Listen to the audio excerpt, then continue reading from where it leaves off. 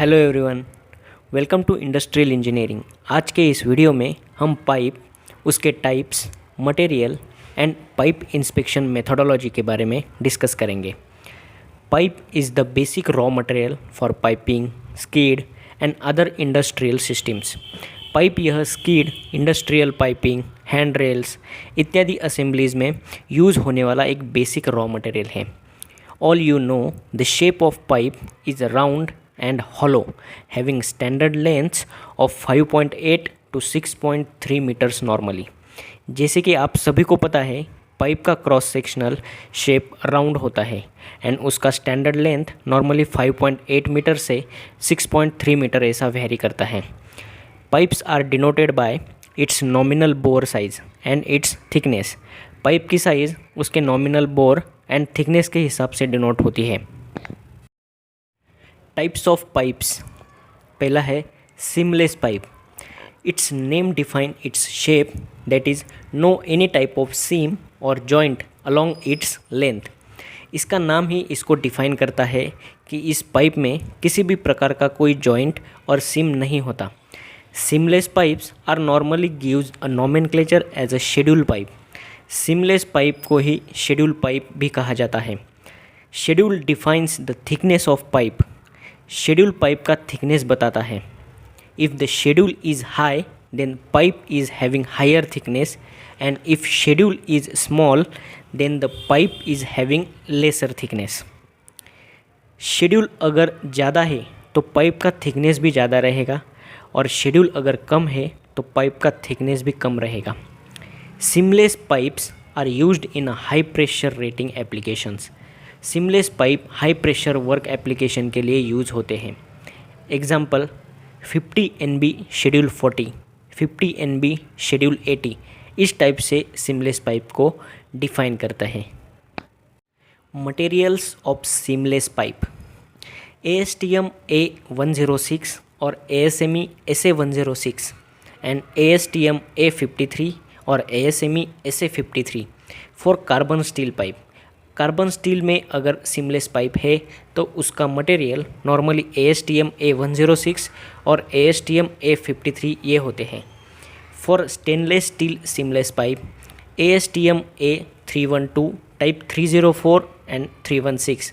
Stainless steel में अगर seamless pipe है तो उसका मटेरियल normally ASTM A312 type 304, 310, 316 etcetera ऐसे होते हैं। Second type is ERW pipe. This pipes having a seam और joint over its length.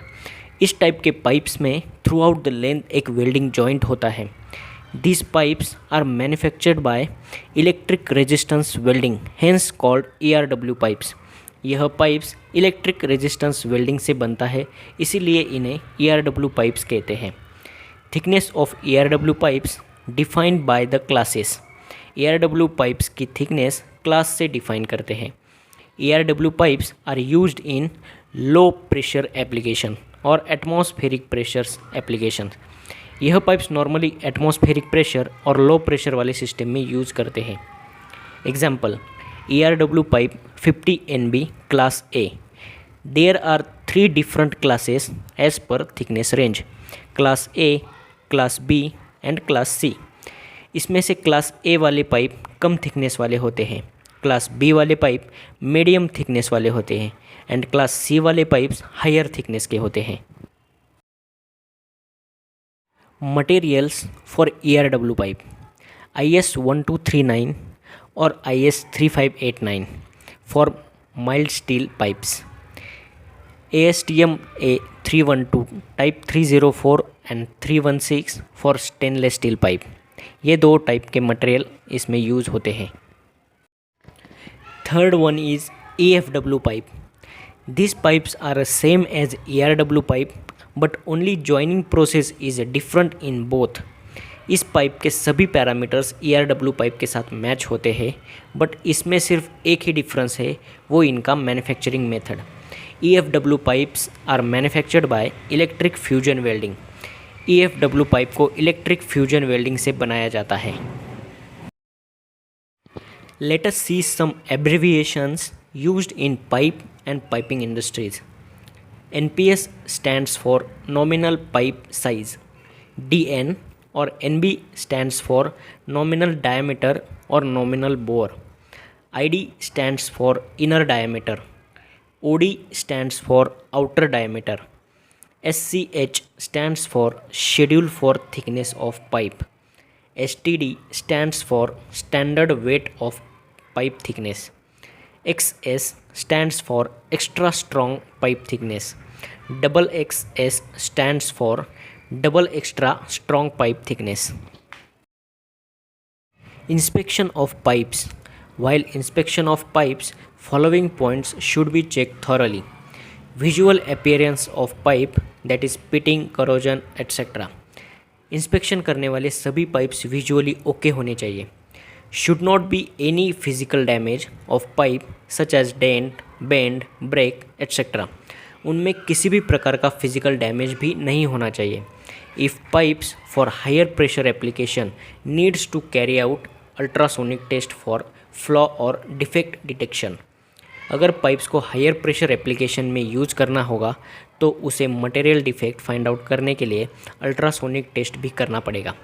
Manufacturer also needs to do hydro test for each pipe and we can confirm it by checking their test certificates. Pipe manufacturer को pipe का hydro test करना mandatory होता है और ये हम उसके टेस्ट सर्टिफिकेट से वेरीफाई कर सकते हैं. All chemical values should be match with standard material description. Test certificate के ऊपर मेंशन किया केमिकल वैल्यूज़ स्टैंडर्ड से मैच होना ज़रूरी है. All mechanical test values should be meet minimum strength required for that material. Test certificate के ऊपर mention किए गए मैकेनिकल वैल्यूज़ भी स्टैंडर्ड से मैच होना ज़रूरी है. All heat numbers mention on the test certificates needs to identify on actual pipes.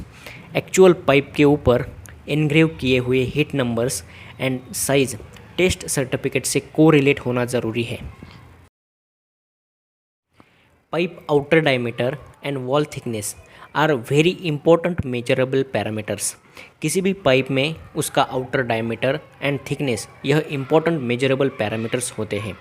If the pipes came directly from manufacturer then he should give his test certificate along with pipes with his own endorsement.